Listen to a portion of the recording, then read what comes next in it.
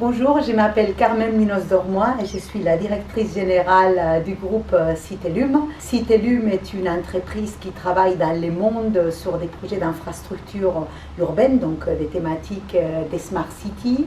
On travaille essentiellement sur des projets qui génèrent des économies d'énergie à travers notamment l'éclairage. Et pour nous, c'est très important de prendre en compte toutes les thématiques de durabilité et d'inclusion sociale dans nos projets.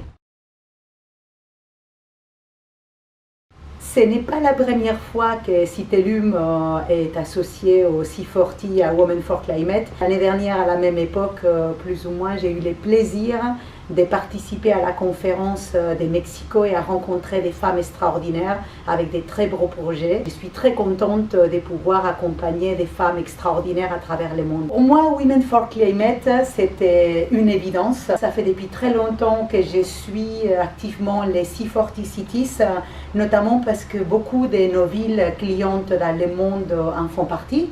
Donc Barcelone, Madrid, Venise, Copenhague, Mexico. Quelque part, leurs actions m'intéressent depuis toujours beaucoup. Et puis Women for Climate, c'était une action qui me tient particulièrement à cœur.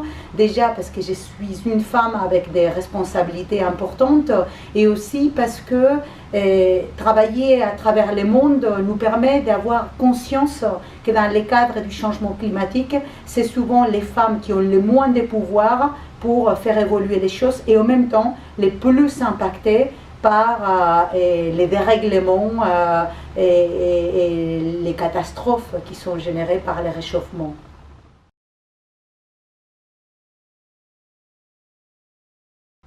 Aujourd'hui, dans le domaine de la technologie, et là c'est des chiffres qui sont plutôt européens, la place des femmes est encore trop réduite. À ma connaissance, il y a à peu près 20% des filles dans les écoles d'ingénierie actuellement, ce qui reste extrêmement faible.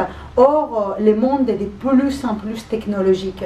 Donc, quelque part déjà que les femmes sont historiquement exclues des milieux du pouvoir, si en plus elles ne sont pas présentes dans la technologie, elles ne vont pas pouvoir exercer une influence sur des choix qui vont les affecter en premier lieu.